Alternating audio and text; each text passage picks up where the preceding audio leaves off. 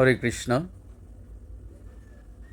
আমরা অনেক সময় বলে থাকি যে কল্যাণম ভব, কল্যাণ হোক বৎস। এই কল্যাণ দু প্রকার।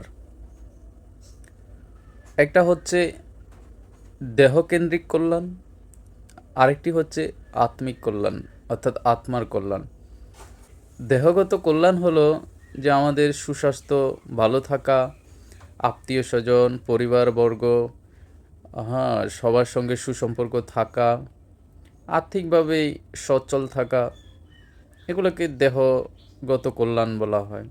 আত্মিক কল্যাণ হচ্ছে ভগবত সেবা করা, কৃষ্ণ প্রেম লাভ করা, ভগবানের দিব্য নাম জপ করা, বৈষ্ণব সেবা করা, বৈষ্ণবদের সঙ্গ করা, ভগবত কথা শ্রবণ করা, এগুলো হচ্ছে আত্মগত কল্যাণ। শাস্ত্রে বলেছে ব্রহ্মাণ্ড ভ্রমিতে কোনো ভাগ্যবান জীব গুরু কৃষ্ণ প্রসাদে পায় ভক্তিলতা বীজ।